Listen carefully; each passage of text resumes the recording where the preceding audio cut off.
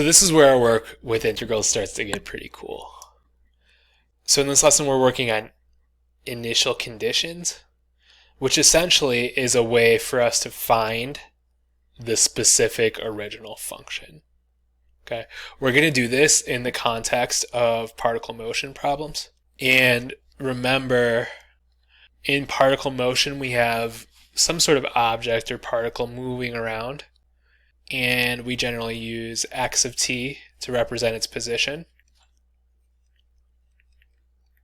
v of t to represent its velocity, and a of t for acceleration. Okay, and then each sort of level here is the derivative. So velocity is the rate of change of position, and then acceleration is the rate of change of velocity. Okay, so you guys know that from our work together earlier in the year. This also means that we can go the opposite way now, and this is what is new here. So we can integrate to go from acceleration to velocity, or from velocity to position. So up until now, we've kind of been using integrals to represent the area underneath a graph or the total accumulation of changes.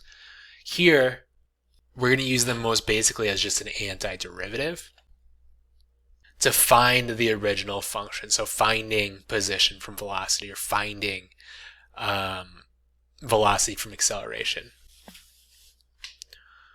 So let's take a look at our example here. So we have velocity given by v of t equals blah blah blah for time t bigger than 0, and then the particle is at position x equals 7 at time t equals 1. That is what is called my initial condition. So it gives us an idea of where the particle starts before it starts doing things with this velocity. And we want to know the position at t equals 0. Okay. Well, the way we're going to tackle this is by finding a position function. So our position function is going to be x of t. And remember, x of t is going to be the integral of v of t with respect to t. That means we want here the integral of negative 12t plus 2 dt. And then this is a nice power rule one. We'll look at one that's not here in a second. But this one, we're going to get t squared, and then negative 6, because we're going to divide that negative 12 by 2, plus 2t, plus a constant. Okay. Now, here's what's new. So this we're going to call x of t. But if we want to find t equals 0, well, we need to know what the actual function is, including that constant. So enter our initial condition here. So we know x of 1 equals 7. We're going to plug that in. So we're going to say 7 equals negative 6 times 1. 1 squared is 1, right? Plus 2 times 1 plus c. Now look, we have an equation in one variable. This becomes now a 6th grade math problem. And we can solve for what c is, and that tells us what our original function was. So we have negative 4 plus c, and then that's going to give us c equals 11. Now we'll plug it back in, so we'll say x of t equals negative 6t squared plus 2t plus 11. So this is my specific function based on this initial condition. So if this gave you a different initial condition, we get a different c. Now, my last step, well, we want t equals 0, so I need to find x equals 0. Or sorry, t equals 0. I need to find x when t equals 0. You guys knew what I meant. And then I get negative 6 times 0 plus 2 times 0 plus 11. And here, my x happens to equal 11, just like my constant, although that did not have to be true. If I'd asked for a different time, I'd get a different result. And that's 11 does not give us units here, so we'll just leave it at 11. Probably 11 seconds though, right? Okay. So that's an initial condition problem. We plug in the value of the function that they gave us to get the specific result of the integral. Let's do a harder one.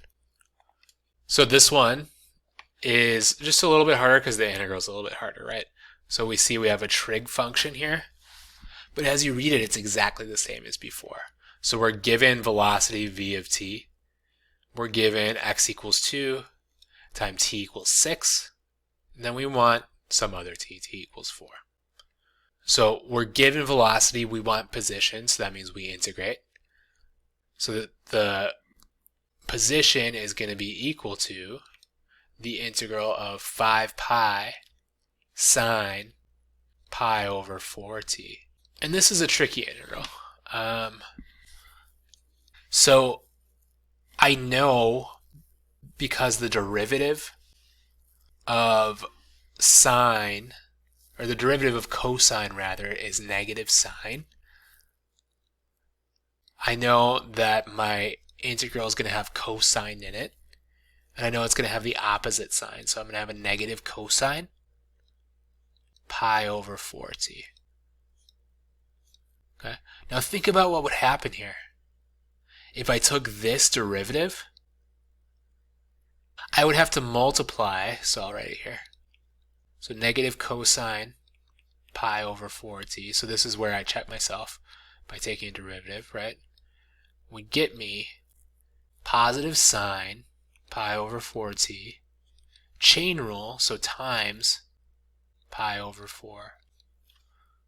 Okay, so we want to do something to this such that that pi over 4 would cancel out. And what I want is to have its reciprocal. So I'm going to add a 4 over pi in front of my cosine. So when I take this derivative, I get plain old sine. And then 5 pi is a constant, so 5 pi is just chilling. So this one, again, is just harder because it's a tricky derivative, plus c. But you could check, right? You could take this derivative and see if you got the integral. And if you didn't get it, you didn't get it right, and try something else. My pi's are going to cancel out, so that's kind of cool. And then 5 times negative 4 is negative 20. So this is my integral here. Negative 20 cosine pi over 4t plus c. And that's equal to x of t. And we are going to plug in my initial condition, which is this, right? This is my initial condition. So 2 equals negative 20 cosine pi over 4 times 6 plus c. Okay. And what I get here is I get the cosine of, what do I get here? Pi over 3 pi over 2 plus c. And then the cosine of 3 pi over 2, you could look this up in the unit circle or use a calculator. You get 0. So you get negative 20 times 0 plus c is equal to 2. Well, that's just 2 equals c, right? Okay, now, this one's been quite a bit longer, so let's not lose track of what we're trying to find. We are trying to find the position at t equals 4. So now I have my constant. I'm going to say x of t. I'm going to plug that in, right? So x of t is this, right? And then I'm going to plug in t equals 4, so I want x of 4. Cosine of pi, because my 4's cancel out, cosine of pi is negative 1. 22 is my result. Okay, and again, this trig stuff, feel free to do it on your calculator, especially if you're taking the AP exam online. Okay, so same steps as before. So I'll write the steps here, and then I'll let you try a few on your. So here are the steps written if you're somebody who likes to see steps in words. So you integrate, you plug in the initial condition, and then you evaluate at the given time. So in this case, my given time was x equals, or t equals 4.